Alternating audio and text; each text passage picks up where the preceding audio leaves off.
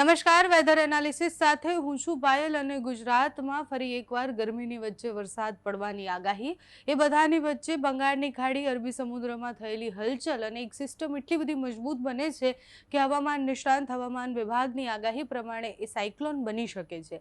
System કેટલી મજબૂત બને છે એની પહેલાં વાત કરીએ. બંગાળની ખાડીમાં અહીંયા એક સિસ્ટમ બની છે, સાથે જ શ્રીલંકા પાસે એક સિસ્ટમ બનેલી છે અને માલદીવ્સ પાસે પણ એક સિસ્ટમ બનેલી છે. એટલે એક સાથે આજે 3 સિસ્ટમોની અસર છે એ ધીરે ધીરે નીચે દક્ષિણના ભાગોમાં થવાની સંભાવનાઓ છે. દક્ષિણના ભાગોમાં ખૂબ વધારે વરસાદ પડશે અને એમ પણ જ્યારે સાયક્લોનિક સિસ્ટમ બનતી હોય એટલે એ સૌથી વધારે ખરાબ અસર ભારે પવન અને વરસાદ સાથે આવે અને એટલે જેની અસરોને કારણે આ દક્ષિણના જેટલા પણ ભાગો છે ત્યાં ઘણી બધી ચેતવણી ને એલર્ટ અત્યારથી આપી દેવામાં આવ્યા છે. સિસ્ટમ ધીરે ધીરે મજબૂત થાય એવી સંભાવનાઓ એટલે છે કારણ કે લો પ્રેશર સિસ્ટમ બનતી તો અલગ અલગ મોડલ ઉપર દેખાઈ રહી છે. એટલે લો પ્રેશર સિસ્ટમ બનશે, એના પછી ડિપ્રેશન, પછી ડીપ ડિપ્રેશન અને એના પછી સાયક્લોન બને તેવી સંભાવનાઓ છે.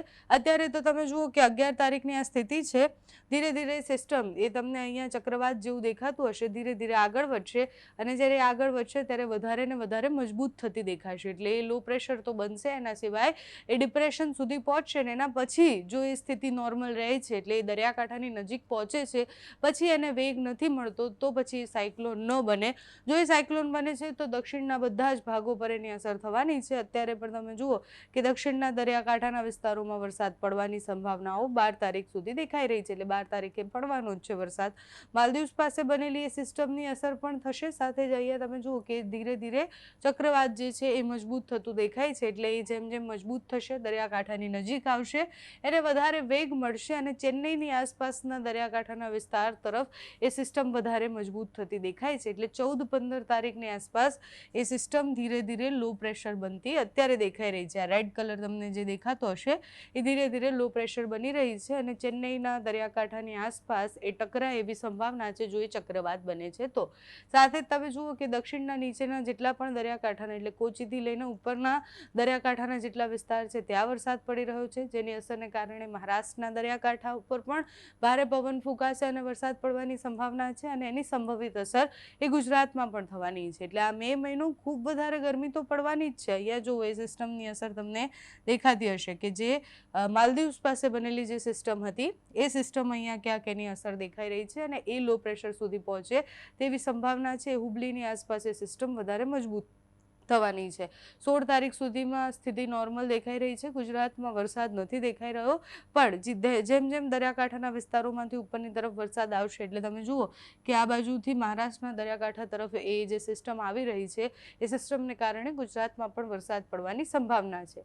ગરમી પણ ખૂબ વધવાની છે. એટલે આ વરસાદની આગાહી સિવાય વેસ્ટર્ન ડિસ્ટર્બન્સની અસરો પણ દેખાશે.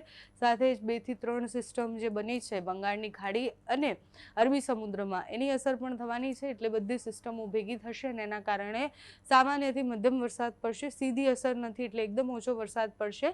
પ્રી મોન્સૂન એક્ટિવિટીના ભાગરૂપે વરસાદ જે પડવાનો છે એની શરૂઆત પણ થઈ જવાની છે. એટલે આ મે મહિનો જે છે એનો અડધો મે મહિનો એવું કહેવાય કે ખૂબ વધારે ગરમી પડશે અને બાકી જે 15 તારીખ પછીની જે આગાહી છે એમાં ઘણા બધા વિસ્તારોમાં વરસાદ પડી શકે તેવી સંભાવના છે, જેમાં દક્ષિણના ભાગોએ સાવચેત રહેવાનું છે.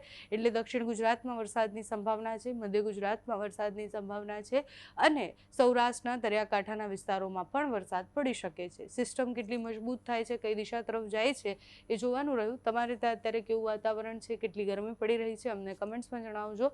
અત્યારે આ વિડીયોમાં બસ આટલું. જો તમે અમને યુટ્યુબ પર જોઈ રહ્યા હોય તો સબસ્ક્રાઇબ કરજો, ફેસબુક પર જોઈ રહ્યા હોય તો ફોલો કરજો, અમારા આ વિડીયોને લાઇક અને શેર કરજો.